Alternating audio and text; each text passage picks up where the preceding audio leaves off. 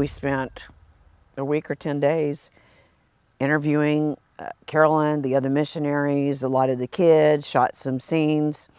And then one day we went into town. We were up on the side of a building walking, and this guy comes, he's on a motorcycle, and he comes straight toward us to run me over. And Bina screamed, and it's like he was trying to run me over to kill me. He drove off a few feet and he turned around and glared at us like, "I hate your guts. I wish I'd killed you." I have never in my life seen such a horrific, evil look out of any eyes.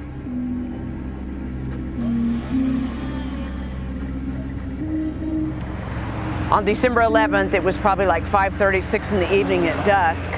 I remember we were in the front and we came up here, and as we got right here, he pulled out and he stayed, for some reason, he stayed in first gear.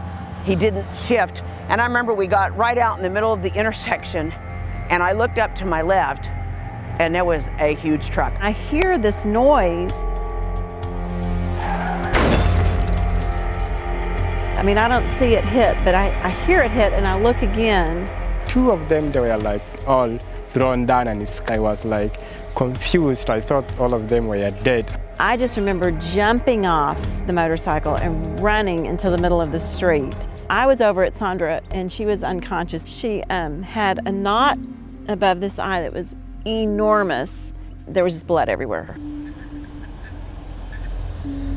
I am yelling her name, like, "Sandra, Sandra." And when she screamed, I started breathing and I started moaning. I was so glad to hear her moan.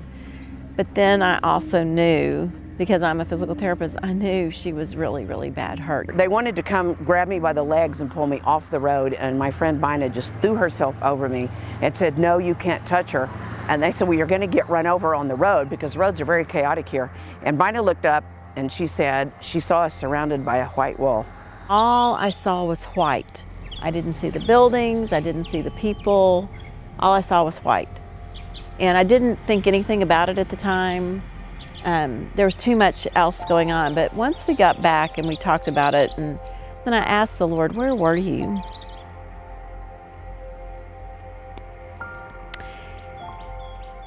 And he said, "I was right by you." And his arm was around us, and what I really saw was his garment. Finally, I remember really yelling at someone, just like anyone, "Will someone please help us? We need to get to the hospital." And she is in so much pain. Good Samaritan from the highway, they stopped two cars and they helped us, putting them in the car, driving them to the main hospital. I rushed to home and I informed the Mama Caroline that is what happened.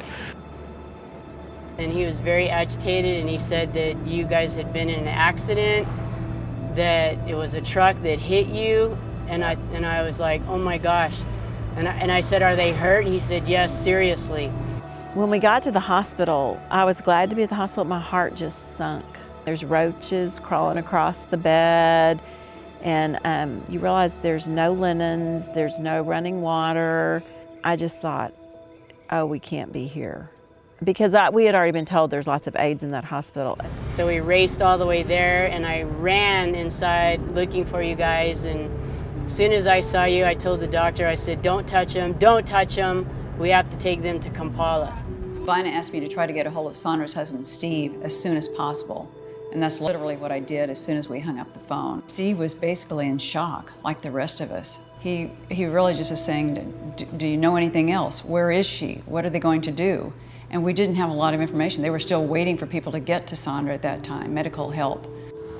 When I first came conscious, my first thought was, I have internal bleeding, and I'm not gonna make it home, God, unless you say I can. And here's the amazing part, I was remarkably calm, and I wasn't panicky, and I wasn't screaming, and I wasn't begging God. I just said, "God, this is your deal, and I won't get home, but I just want to give you my opinion on this. I don't think my family's going to be okay with losing me under these circumstances, and I don't want their spiritual life to be hurt because of this, but whatever you say." And then I called my friend Peggy, who heads up a prayer ministry, and I think basically I told her goodbye. And she said, "Well, I've been in an accident, and I'm really hurt, Peggy. I'm really hurt bad. She thought she was dying, which made me think she was dying. And I remember kind of fussing at her. And I told her, I said, now you listen to me, Sandra Hicks. Your time is not up. God has a destiny and a call on your life, and you have not completed it, and you are not going anywhere. Do you hear me? So after Sandra talked to Peggy goes, Bina, how bad is she? I said, it's bad. Are you sure? Yeah. Okay. Fortunately, Carolyn was very adamant, you're taking her to Kampala, call an ambulance for Kampala. And on the way there, Sandra had tried to call all 3 of her kids. And it's awful because I'm basically telling them goodbye, and you can hear this siren. I'm just walking out of my first final, and I received a phone call from my mother. She sounded weary, like she hadn't slept in days, worn out. I remember Heidi calling, and I remember Heidi just yelling. Sweet Heidi just started praying. She prayed and prayed over Sandra. She immediately had prayer teams praying. And it was about a 3-hour horrific ride to Kampala. So that first night, we actually spent the night in the ER. There are no extra beds, there's no chairs. They brought me a blanket to sleep on the floor, on the concrete. I was so grateful for that blanket. And so I had said to her in the emergency room, would you take my picture? And she goes, Sandra, I don't want to take your picture. I don't want you to see this. You have to promise you won't look at it. I said, I don't want to see it. I want people to be able to see how God heals me. When Sandra talked to Peggy, you know, she's the president of SMI, and just immediately asked people to start praying. And I got on email, and I didn't say, hello, prayer warriors, what a nice day. I just went straight to the point, and I said, warriors to the wall. And I said, Sandra has been injured in Africa. She's going to be okay, but she needs prayer. I'm setting up watches, prayer watches around the clock. Here are the hours, and I gave the breakdowns of the watches that are established in the Bible. And I said, sign up now, but get on the wall. And so within minutes, I mean like as fast as I sent it out, I started getting responses saying, I'll take the 2 to 5 a.m., I'll take the 3 to 6 a.m. And it went to 300 or 400 people. And then of course from then it just went everywhere. And I don't know how many hundreds or maybe even thousands of people were praying for her within a matter of 30 minutes. Literally, I would text, her ankle is so swollen. Before they were texting back, as they were praying, I mean, I'd look at her ankle and it was gone. I felt like, am I crazy? Same thing with her arm. Her arm was enormous. And so I said, we really need to pray for her arm. She's having a hard time moving it. Gone. I mean, to the point I thought, they're all gonna think I'm lying. Because literally the miracles were happening just like this. I would call her husband. His voice was totally different. You could hear the concern and the care in his voice and how concerned he was for her welfare. It was just, you could almost reach out and touch it. It was so real. And initially I was scared and upset, but I felt God's presence surround me and protect me and comfort me through the ordeal. And he assured me she would come home safe. And, you know, they kept their watch, but that didn't mean they got off the wall. They stayed on the wall around the clock. Everybody did. This was our sister. We were on it.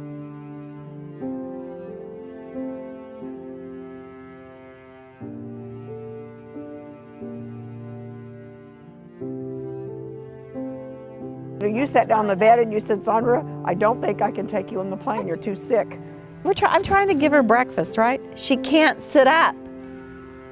Now when she and I tried to get to the bathroom and it was she like about somebody fell over. severely drunk. I mean, it was bad. It was her worst vertigo yet.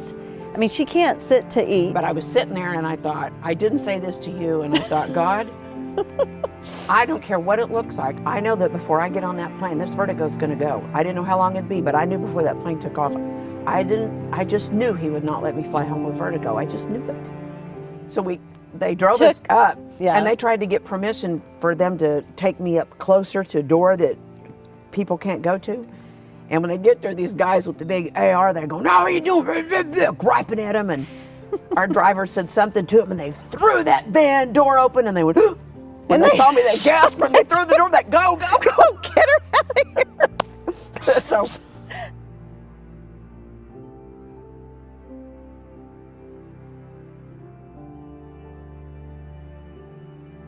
We got home and they took me to Herman Trauma Center. The doctors said, "We're just going to tell you so you're prepared.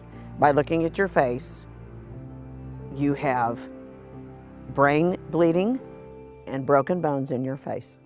And I said, "No, I don't."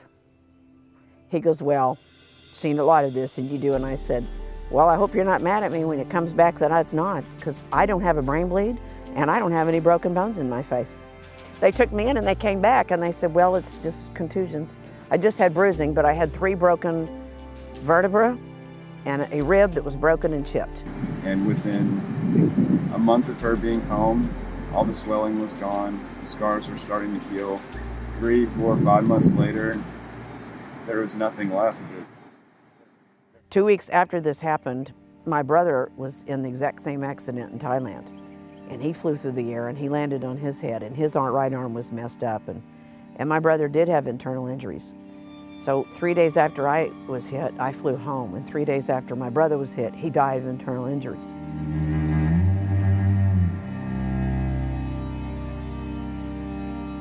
I'm not in charge of the universe. I understand all that.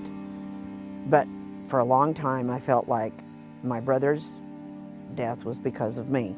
Because if it had just happened to me, it would have been a freaky coincidence, but the fact that that guy tried to run me over 2 nights before, and then this happened on Monday night, I felt like the enemy was saying, "You don't think I can get to you? Fine, I'll show you what I can do." The thing that's impacted me most is the power of love. Because when you're the recipient of so many people, we had people getting up, setting alarms and getting up at 2 in the morning, 3 in the morning, 4 in the morning to pray for us for 3 hours. She was the recipient of an extravagant outpouring of love from the Lord and God's people in the body of Christ. I got to see God move in a way I never had before. He is an awesome, awesome God. And the way that he came through for her and how he has healed her has just increased my faith 1,000-fold.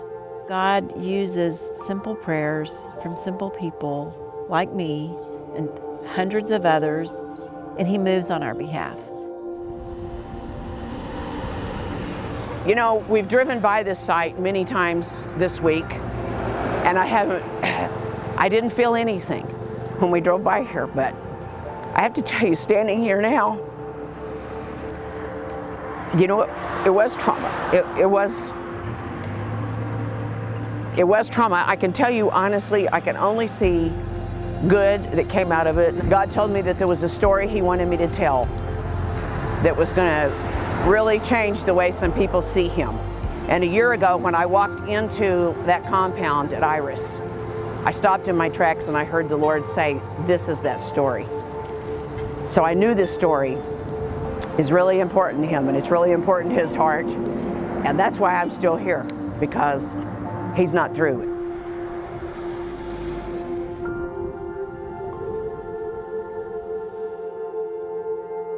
I never thought for a second about giving up on the story. And after my brother died, I especially knew that I was going to finish the story. And, you know, I had shot the stories with Heidi in Mozambique first. But, you know, they say when you fall off a horse, you got to get back on the horse. And I felt like the price that we paid, and I felt like the price my brother paid, whether he did or not, in my heart, it was the price he paid. I was going to get that story done, and it was going to be the first one I finished. And so that is why When War Comes to Your Door is the first one I finished. Because if anything happens, that story had to get done. And I think it is one of the most powerful stories I've ever heard. It is a story. When God says, I'll never leave you or forsake you, I experienced it. Vina experienced it. Carolyn and those kids experienced it. And you know, when you go through something like that, scriptures start to mean something more personal. You know, Psalm 91, I remember thinking when I was laying in that hospital, I'm experiencing every verse of Psalm 91.